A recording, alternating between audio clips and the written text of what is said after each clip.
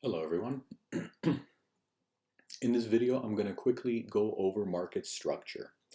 So this isn't going to require any indicators, just some specific tools to be able to identify specific zones in any sort of pair, currency pair. For this one, we're specifically going to use Ethereum, Ethereum USD, right? So that is the Ethereum being traded against the US dollar. All right. So let's get started. Let's first identify what we see in front of us, right? We just see a big move up and then a steady move down, followed by a little bit of a reversal right here. Okay, so as of, Sunday, February 6th at 10 o'clock, this is where the Ethereum market is currently sitting. And what we want to do is identify where it's going to go. All right, but before we do that, we need to identify specific zones that are going to be of interest for us, right? So the first one is, let's see the highest point that we have currently, which is right here. Oh, we need to get the horizontal line right there. And the lowest point is right here. Okay, so the highest and the lowest point from its last climb up to its last fall. Okay, that is our current zone right now that we're trading in. Now let's kind of dissect a little bit as to what is going on in those particular zones. Okay, so as we identify here, we are on the daily time frame, just to be aware. Okay, so right here at the beginning of it all, you see that we have specific days, 3 days in particular, that we test those new highs, but we start pulling back ever so often. Okay, and then we move on to about 2 weeks later, so no, 3 weeks later, where we come close to testing that zone, but we reject it and move further down. Okay, so this tells us that there is a lot of buying pressure here, and the sellers won and they took over. There was a chance to snag minor losses and then just kept going down. Okay, followed by another zone that would be considered here. All right, so when we get started, we see that the candles close around that area, but that wick in particular is of interest for us. Okay, so as we see, that entire wick, right, needs to be filled, and that's where we have a lot of selling pressure as well. It's not going to come up anytime soon, except for the pullback here, right? Our next zone would be around this area, and the reason why, it's because there was an imbalance to fill. Right, so in between, imbalance, so to speak, is kind of the space in between the previous day and the following day on the candle that you're looking at, right? So let's, for example, pretend that on this day, we're looking for an imbalance, right? We have a wick that tested that entire body, so the next day it doesn't really matter where it opens, right? Therefore, there's no imbalance. This one, the wick only goes halfway on the one side, and the following day it opens, or the highest it goes is here. So around this area, we have an imbalance to fill on the daily. However, what you're going to notice is on the daily, it's not as precise as a lower time frame would be. So the 4 hour is really what we want to look for. However, if you notice one thing, okay, the imbalance, let's say the imbalance to fill is this area here, okay? It's interesting how it would be that specific area, because if we pull it back, you see the zones that were tested before, okay? Specifically, this candle itself is a large imbalance. It was just a sharp move on the entire day from, and like I'll move this entire thing down, okay? So now you're going to see, there is our imbalance right here. What that tells us is that there was a significant amount of buying pressure and sellers could not even enter the market at that point. It was just getting crushed upwards, okay? Interestingly enough, when we come back down to that area, to that balance, here's where it gets filled. As you can see, there's major activity in this area for about a week and a half, okay?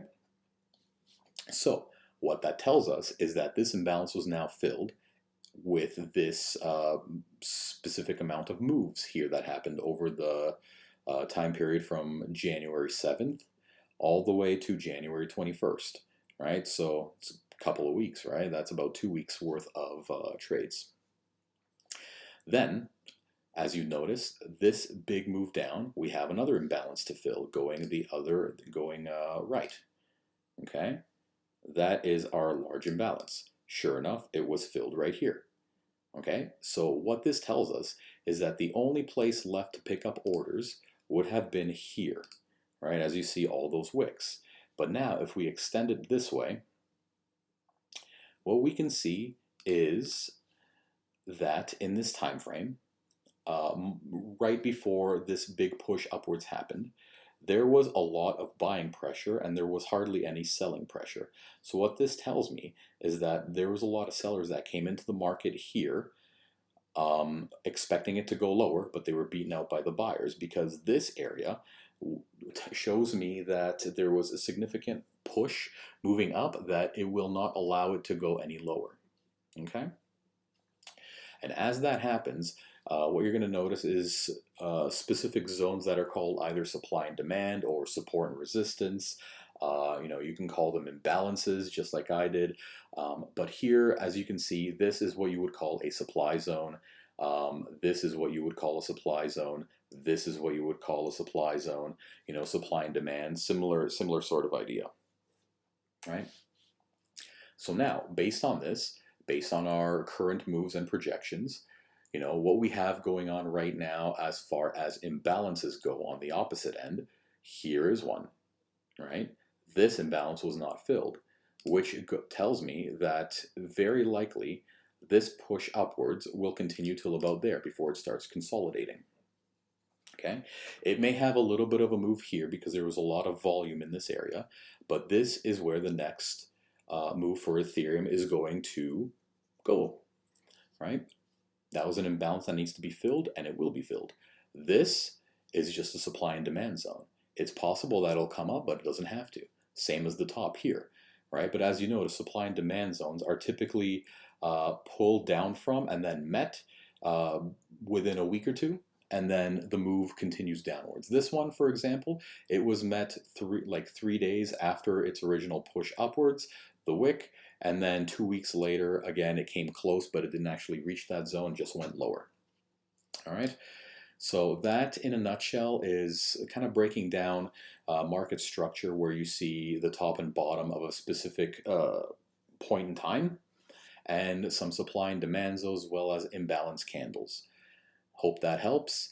The one thing that I would recommend, though, if you do decide to get a paid subscription, this fantastic indicator on the volume profile called volume profile session volume.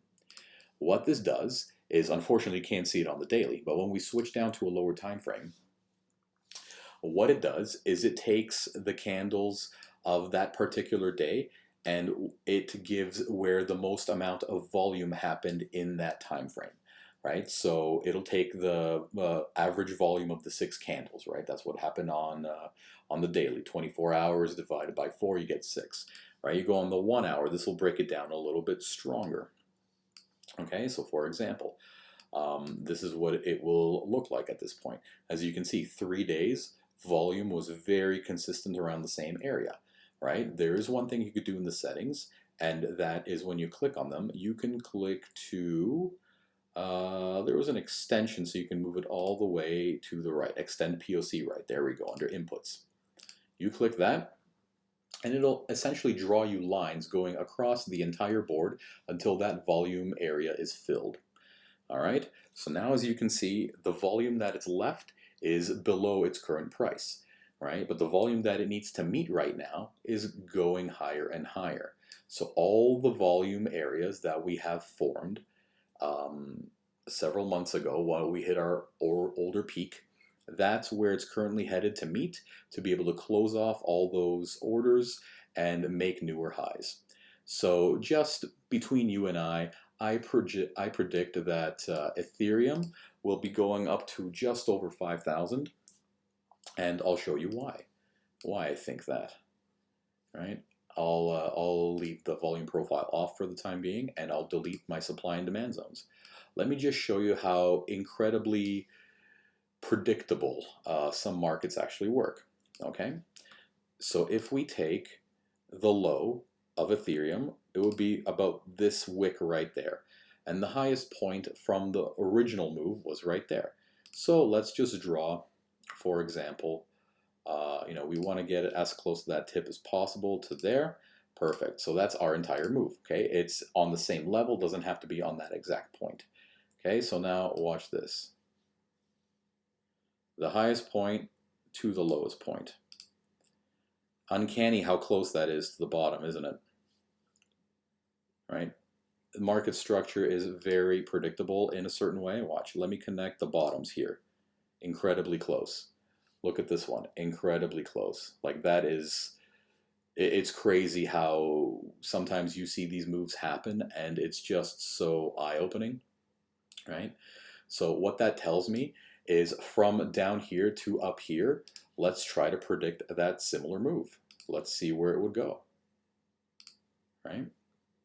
Not to say that it's going to happen in the same type of time frame, but just to give you an example, right? So a prediction would be around here before it starts reversing, so the line is around $5,325. Let's see if I'm right. This will just be a fun little exercise gauging prediction and market structure. So if you like this video, subscribe, like, do whatever else you can to help me make more videos for educational purposes. Thank you very much. See you again.